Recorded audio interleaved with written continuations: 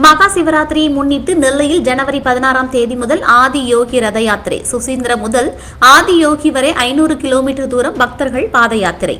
கோவை ஈசா யோக மையத்தில் நடைபெறும் மகா சிவராத்திரியை முன்னிட்டு தென் கைலாய் பக்தி பேரவை சார்பில் நடத்தப்படும் ஆதியோகி ரத யாத்திரை திருநெல்வேலியில் ஜனவரி 16ஆம் தேதி முதல் நடைபெற இருக்கின்றது.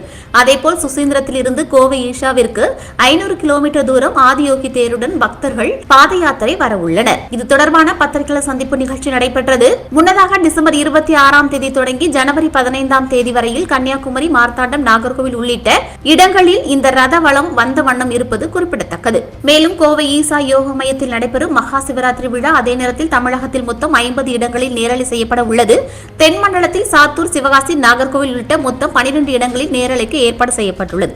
திருநெல்வேலி மாவட்டத்தில் நெல்லை, கூடங்குளம், அம்பாசமுத்திரம் ஆகிய 3 இடங்களில் நேரலை செய்ய ஏற்பாடு செய்யப்பட்டுள்ளது. திருநெல்வேலியில் திருநெல்வேலி சந்திப்பு, பெருமாள் தெற்கிருத்த வீதியில் அமைந்துள்ள நிலை சங்கீத சபாவில் ஒளிபரப்பு செய்யப்பட உள்ளது. இவ்விடங்களிலும் பக்தர்கள் திரளாக பங்கேற்க இருக்கின்றனர்.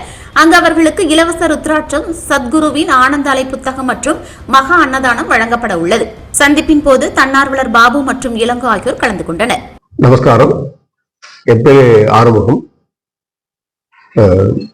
மகா சிவராத்திரியை முன்னிட்டு நெல்லையில ஜனவரி 16 முதல் ஆதியோகி ரதம் வலம் வர இருக்குது.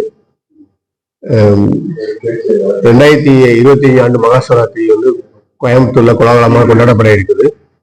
ஸோ அந்த நிகழ்வுக்கு நம்ம தமிழக மக்களை அழைக்கும் விதமாகவும், அங்க நேரில் வர முடியாதவங்களுக்கு தரிசனம் கொடுக்குற விதமாகவும் ஆதியோகி ரதம் நெல்லை முழுவதும் வலம் வர இருக்குது.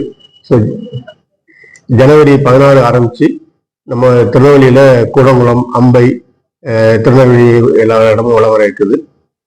அதுக்கப்புறம் 21ஆம் தேதிக்கு அப்புறம் தென்காசி, அந்த ஏரியா ஃபுல்லா வலம் வர இருக்குது.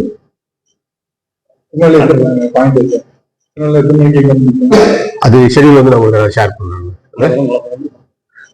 இதுல அனைவரும் கலந்து கொண்டு ஆதியோகியின் அருள் வருமாறு அன்புடன் கேட்டுக்கொள்கிறோம். என் பேர் ஆறுமுகம்.